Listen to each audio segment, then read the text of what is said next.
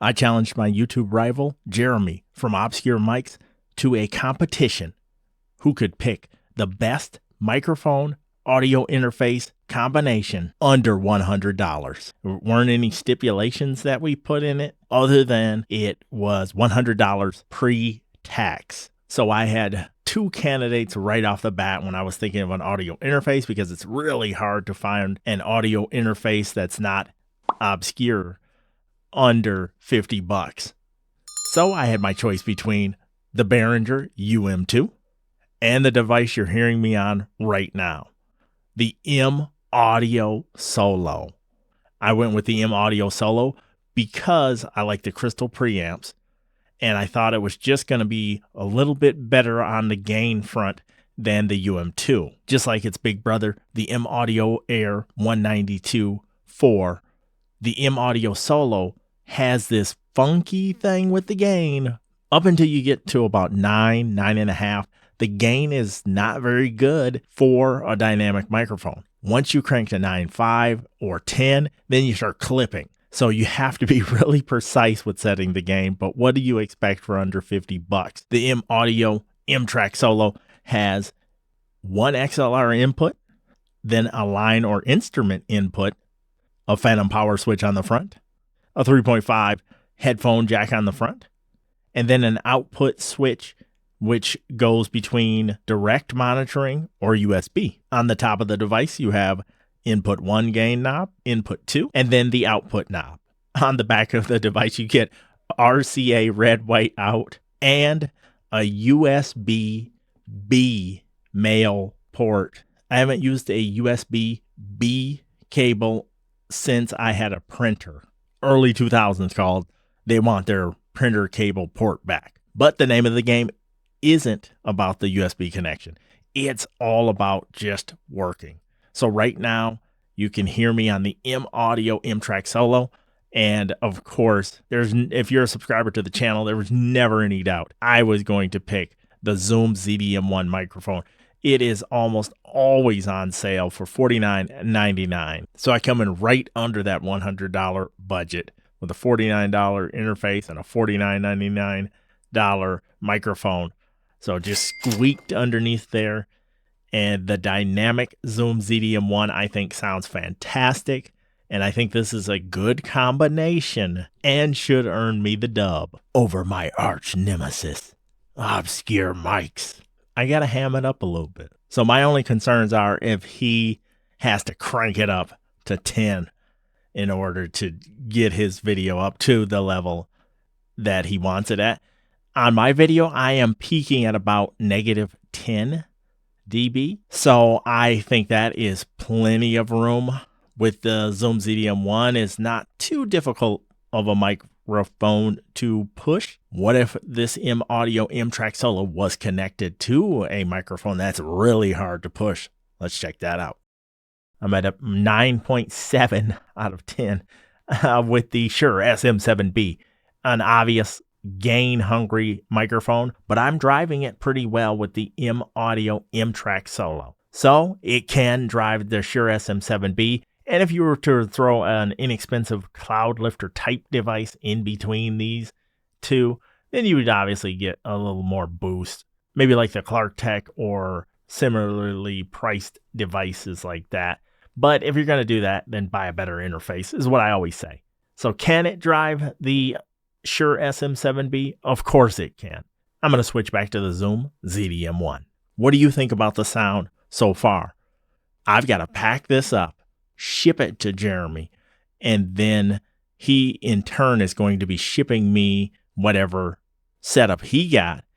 And when I come back on this video, I'm going to be on the setup that he has. This is the Zoom ZDM1 paired with the M Audio M-Track Solo. And this is how it sounds. Well, after some time, Jeremy's equipment arrived, and it is exactly the microphone I predicted. The Donner PO-8. So on the microphone front, this baby is rock solid. Heavy construction, comes with this great shock mount. Jeremy and I were talking, and he said it came with great accessories. And I was like, oh yeah, of course it does. Right. What accessories?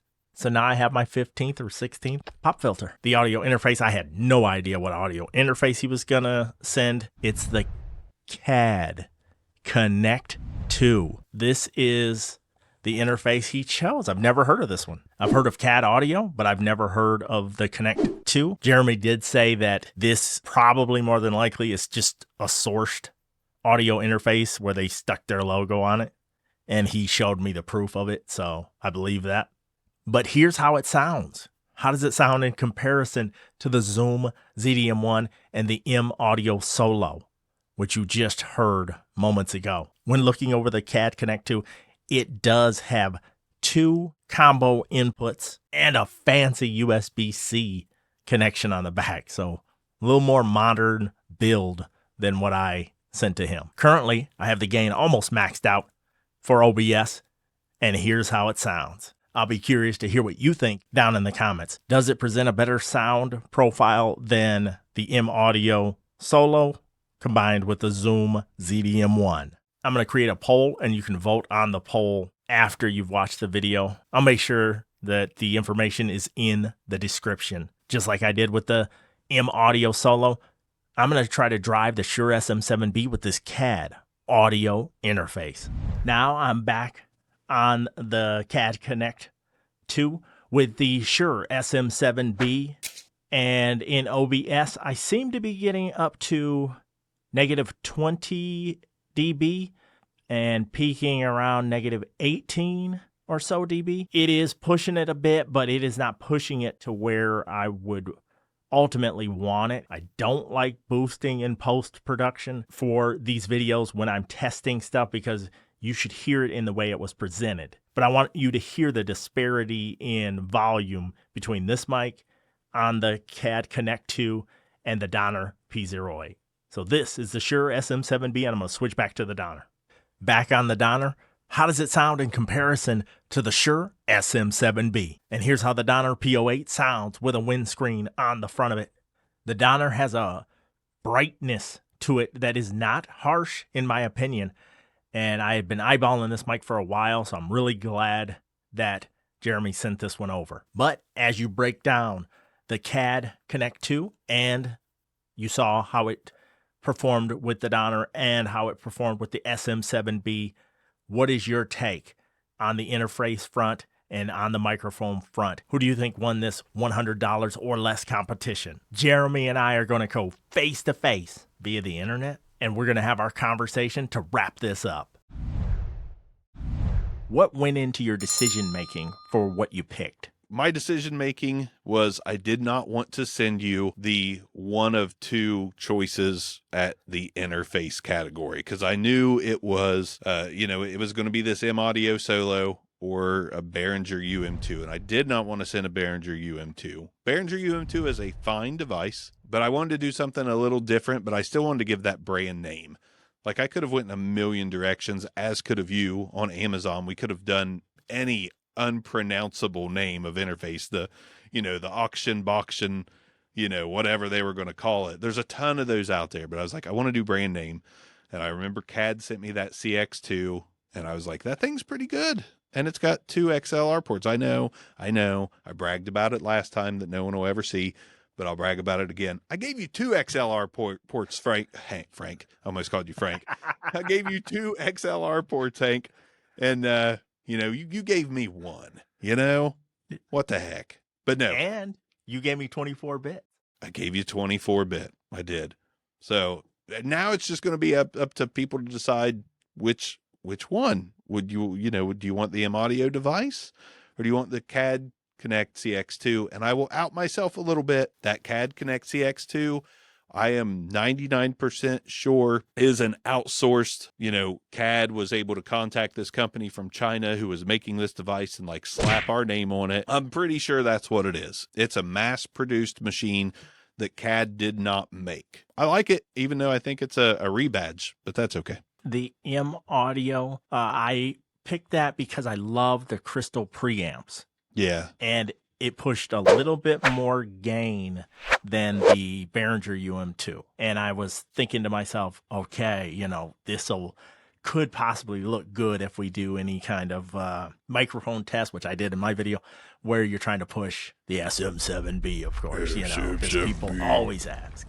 Anything else that made you like what your thought process was on sending me this one? I was hamstrung by price once I picked the M Audio device. So it almost had to be that microphone. One, a dynamic, because most people that are going to podcast, I'm not saying they can't use a condenser, but I think it's just better suited for crummy environments. Like I'm in a terribly acoustically terrible environment. And I trust the ZDM one. I've not heard of any issues. There's a lot of other mics I've heard of issues with them. I personally haven't heard of any issues that anybody has approached me with anyway. I've heard of a couple, but they're not serious. They're ones that could happen to anything. Like I know 2 people that ordered this when it was new, and the capsule had broken off of whatever stem they used to raise it in the head basket. But it's rough. 2 instances. We're talking years though that this has been out. So I mean, I've gotten broken brand name mics before that are much bigger than Zoom. It just happens, in shipping. Sometimes it's just going to happen. Anything you would have done differently if you had to do it over again on our little competition? No, I don't think so. No. I mean, if this Fifine mic had been out, that's the only thing I would do differently. But this was not out at the time that we decided to do this. But if it was, I would have swapped that for this. This is pound for pound the absolute best budget dynamic podcasting microphone out there. That would be the only thing I'd do different, but it was not an option because this wasn't released. So is what it is. Thank you so much for this. No, thank you, man. And I'm excited to do more. And, obviously we're going to release our own videos on our own channels and do them, similar, but not picture mirrored. But go check out that short film that Hank did. That is a lot of fun. That is a lot of fun. Underground Combat Club, over 10,000 views already. It's awesome. And that is awesome. Wow, just over a week.